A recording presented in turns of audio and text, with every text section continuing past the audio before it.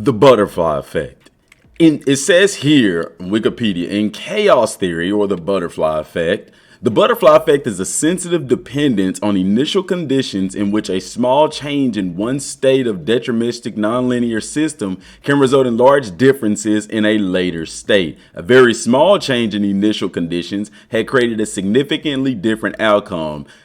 To dumb that down, if you change one small thing, and the reason they call it the butterfly effect is if you were to kill a butterfly, if you were to go back in past or in the future and kill a butterfly, it would alter major effects going forward. What does it have to do with Dragon Ball Z Kakarot? I'm glad you asked. Let's go.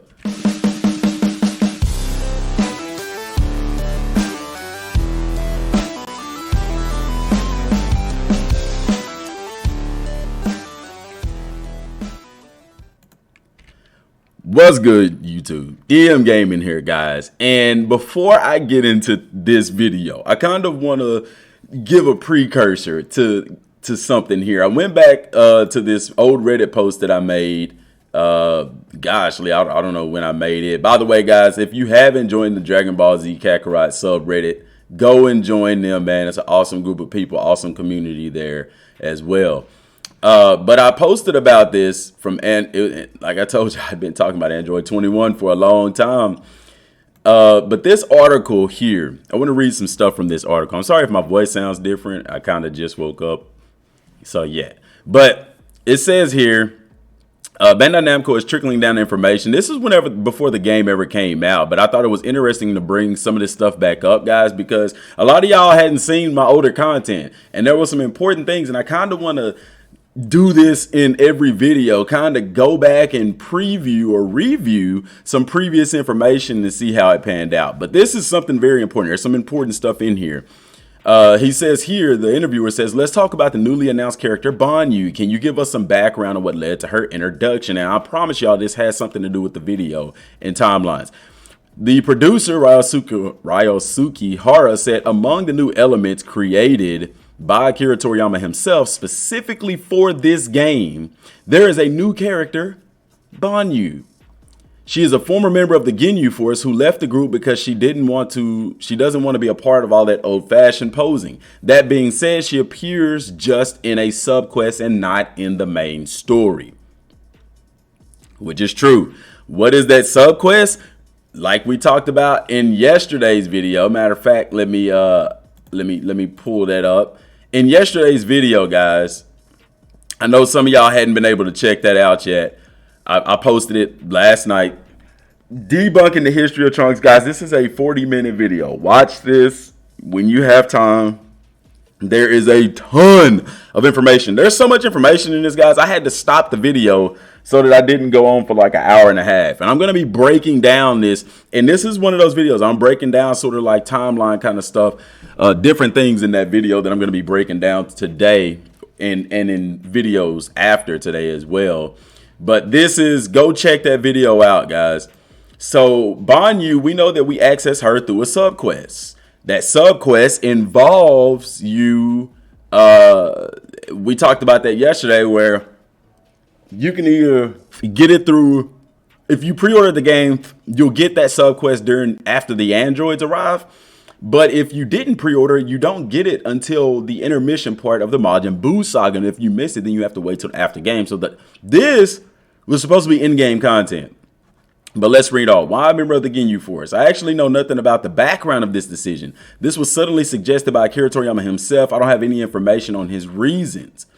So could we see a story for Banyu? At this point, it doesn't seem likely, because it was kind of like not a last minute deal, but like he said here, I don't have any information on his reasons. Why? So if he doesn't know why Banyu is in there, then there's more likely not much a backstory. That doesn't mean that couldn't have changed, but interesting. So it was Toriyama Sensei's independent idea. And he says, Banyu is 100% original character created, designed, and suggested by Toriyama himself. Last time a character was created and suggested by Toriyama, it also came with a story. But that was with Android 21 and Dragon Ball FighterZ, and the Fighter storyline revolved around her. So I don't know. I think it'd be cool to get a story on Banyu, but we'll continue. That's a conversation for a different day. This is the important question. He says here, speaking of original characters, I'm sorry, I'm just clearing all this stuff off here. Speaking of original characters, there is one who has been very successful in another video game. Look at that. Very successful, guys. You don't think Bandai knows that Android 21 has been successful? Anyway, Android 21 from Dragon Ball FighterZ. Is there any chance that she could appear in the game as well? And this is what he says. Unfortunately, I can't provide any details about this. Guys, every time that they said this, that means that there's something about this character in the game. And I remember covering this, and if you go back and read it, I say here, and they were asked about Android 21 being in the game, and their response was, unfortunately, I can't provide any details about this. Look at what I said. Every time they have answered with this reply, whatever they're talking about has been in the game. Don't believe me? Go and watch past interviews where they were asked questions like, does the game go up to the Boo saga? Early on, before Boo was revealed, they answered the same way. Also, when they were asked about other playable characters, like at the time when we thought it was just Goku, guys, before they were revealed, they answered the same way. So it's a great possibility that she will be in the game. Also adding that she is in FighterZ as well as Xenoverse 2 and Super Dragon Ball Heroes. Now, if she is, won't be in the main story, but rather in a sub quest. Dog, I was dropping dimes back then, man. Guys, this post was the same time that this article was written. This was over a year ago. This was before the game ever even came out, bro. Look at what I said, man. If she is, what I mean is, if she is, it won't be in the main story, but rather in a sub quest, bro. And that's exactly what happened. Android 21 is not in the main story. She's not involved in the main story per se, but she is there in a sub. Dog, that's my first time reading back through this, and I'm tripping off how spot on we were. Now, as far as the demo, they were asked, will there be a public demo? And they said no. Straight up. So that means no. And guess what? It wasn't. Anytime they use, unfortunately, I can't provide any details about this. Man, it's lit. Mind you, this article was back in August, guys. Still, the information is there. This was August of 2019. Yeah, August of 2019 is when this article, and when I made this post, because it was before the game came out. This was when they hadn't even revealed the Majin Buu saga yet, guys. That's the time frame that this was in. But I digress. So this article, it was very interesting because how hard is it to say that Android 21 would be in a subquest? Like, why not say that she's a part of the subquest? You see what I'm saying? That's why I kind of feel like there could potentially be more to Android 21 in Dragon Ball Z Kakarot. Because Banyu, she's a subquest character. There's nothing to talk about. And he clearly said that. Where did he say that at? That she's in a subquest? Right here. That being said, she appears in just the subquest and not in the main story. Android 21 was the same way. She appeared in a subquest. However, she is in the main game. Like I told y'all in yesterday's video, if you go and watch, if you're at the end of the game, you can go to the place where you saw Boo's spaceship and she's there. However, if you go to the Cell Saga intermission part, you can go to almost every location on the map and she's there where you fought Vegeta as a great ape. She's there at the base of Korin's tower. She's where you fought the androids in the archipelago. She's where Raditz spaceship landed, or where you fought Raditz. Yeah, where his spaceship landed, where you fought Raditz. She's there and she's looking for something. But it's interesting because the cars that she drives at those times are red. The car that's always beside her is red, but when you go to the Buu saga, it's blue. I don't know. Could just be a hint at something. But anyway. But yeah, so that's the only thing that she's there in the main game. But you don't do anything with her aside from have a conversation. And then she's always talking to herself, looking for something. But whenever you talk to her and she pops up, you pop up, she's like, oh, it's nothing. I'm just doing research. Dog, she hiding something, man. But anyway, so that's why I thought it was interesting from this past article that, if Android 21, because gosh, the subquest that Android 21 is in is the subquest that involves Banyu. But maybe they didn't want to say that because then it would reveal how you access Banyu, but you know, they could have just said that she's in a subquest. Like they could have gave some information, but they, you know, he said, unfortunately, I can't provide any details at this time. Guys, I'm serious, man.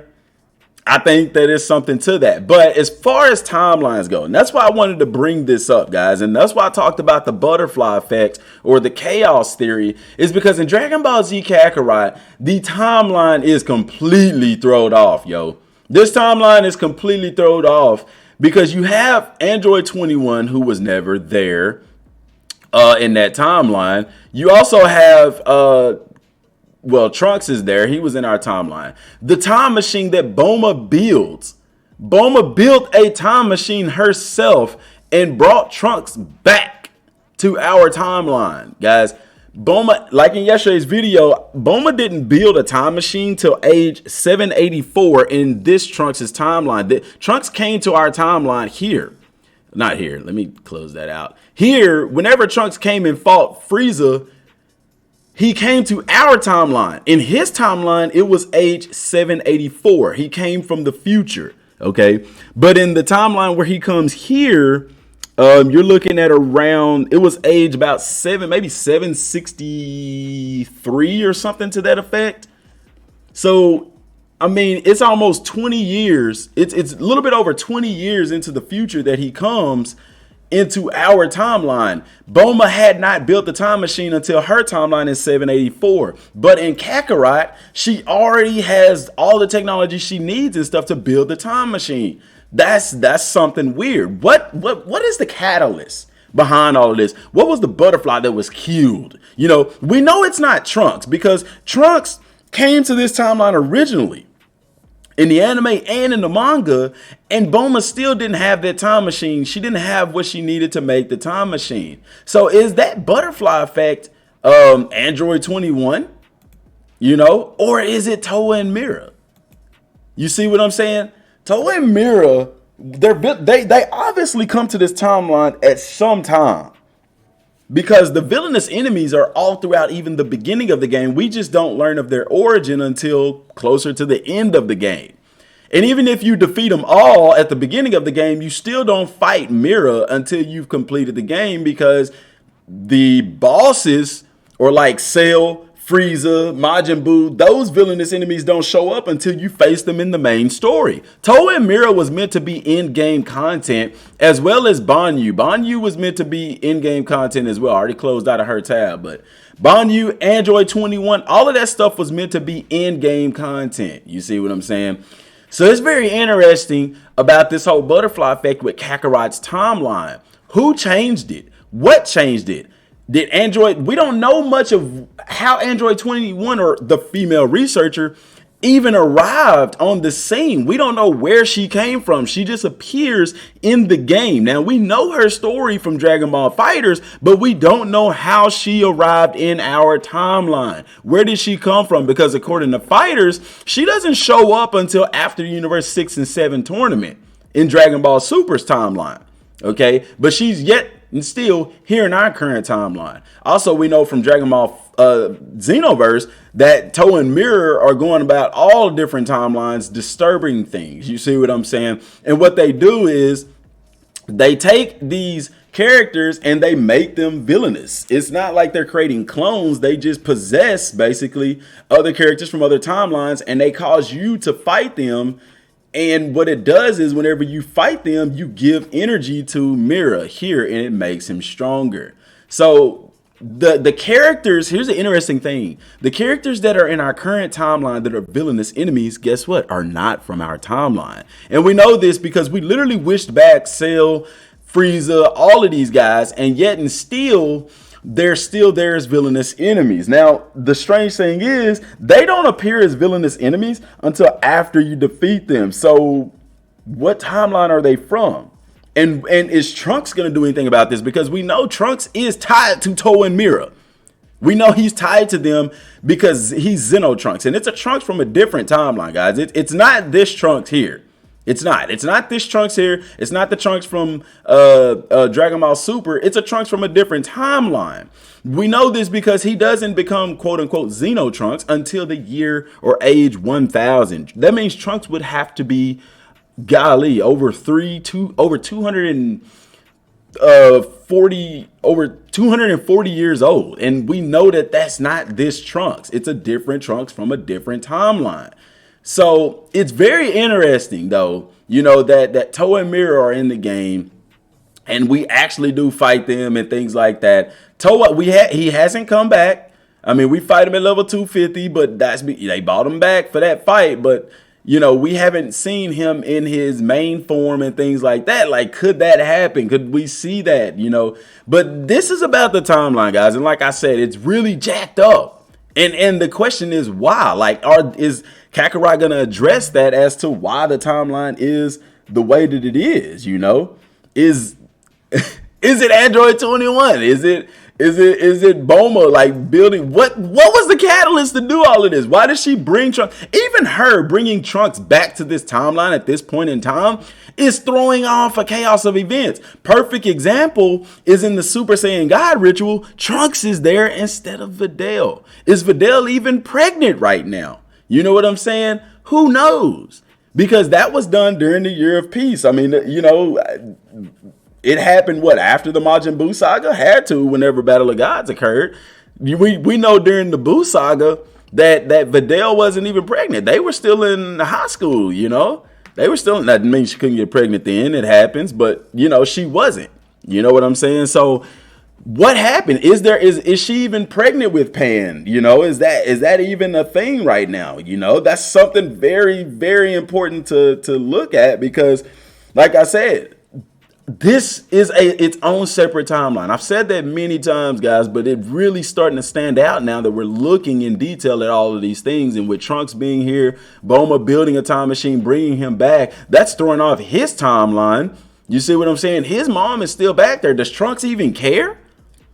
What's going on in his timeline? Are we going to know?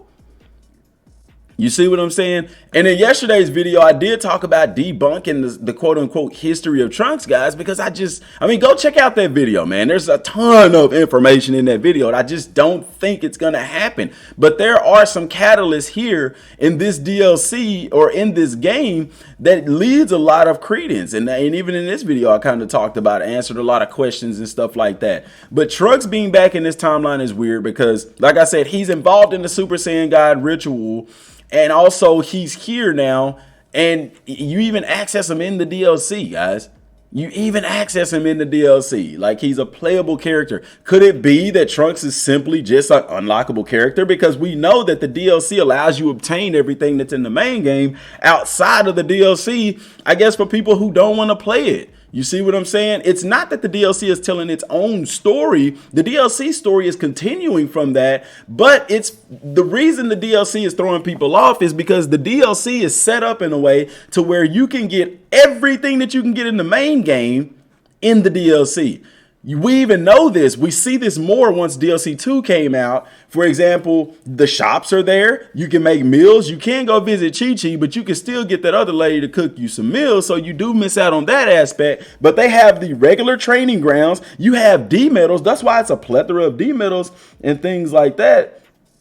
So all of those things are there and prevalent in the game. You know what I'm saying? So it is what it is. I'm going to do a separate video on the DLC stuff to kind of break that down even more, guys. But, dude, this timeline stuff for Kakarot is completely thrown off. So, even if they did Goku Black, it wouldn't be the same as it was in the anime and the manga, guys. And me and Kenzaru did a video, and we talked about this. Kenzaru talked about this, how the timelines are different. We talked about that in that video about how the timelines are different, you know, how things are changed. So people wanting Dragon Ball Super and Dragon Ball Z Kakarot, guys, you're going to be upset because it's not going to play out the same way that you think it would. And this is why I feel like it should be a separate game. And I do want to go back to that article. Let me go back to that article.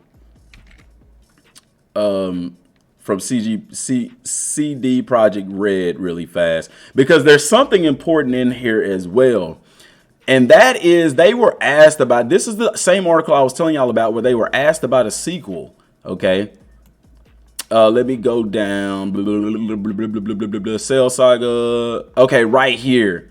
He says here, do you think this game could be the beginning of a franchise, considering that Dragon Ball Saga is very long and there's likely room for several games, or you're working on Kakarot as a standalone game? He says, at the moment, we're thinking of it as a standalone game.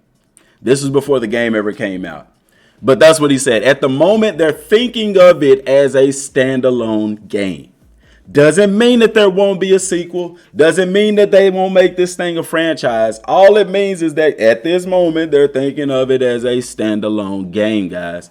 That's not a clear answer. That's not a clear yes or no. And I don't know what factors contribute to them possibly making a sequel. I mean, it could literally just be them saying, hey, you know, the game sold really well. You know, it is what it is. The game sold really well. Could things change? You know, could something else pop up or something to that effect? And I mean, I think there's going to be another game. I don't see, you know, this story, the way that things are going, man, like, I don't even see how this could be the last DLC. Only way I can see this being the last DLC is if they, in this one DLC, answer the question as to why Trunks is here, answer the question as to how Bulma built the time machine, answer the question about Toa and Mira, and answer the question about why Android 21 is in our timeline. Where did she come from and things like that? Because people playing this game are going to ask that. Where did Android 21 come from? You know what I'm saying? So that's an important question. I want to look something up really fast. How many copies?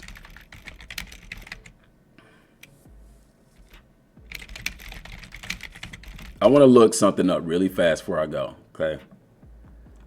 It says here, Dragon Ball Z Kakarot has sold 1.5 million copies to date. Then the other one says 2 million copies. So the game has sold, and this was back in March.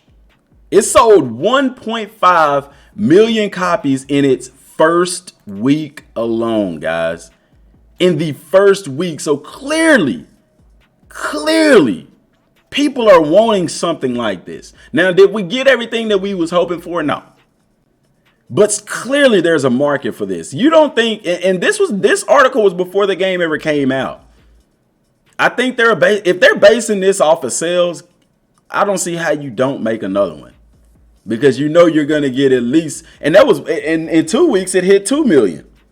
2 million in the first 2 weeks of release, guys. It was one of the fastest selling Dragon Ball games in history. One of. So you tell me, guys. Let me know what y'all think down in the comment section down below, man. Till next time, y'all. Have an amazing day. Peace.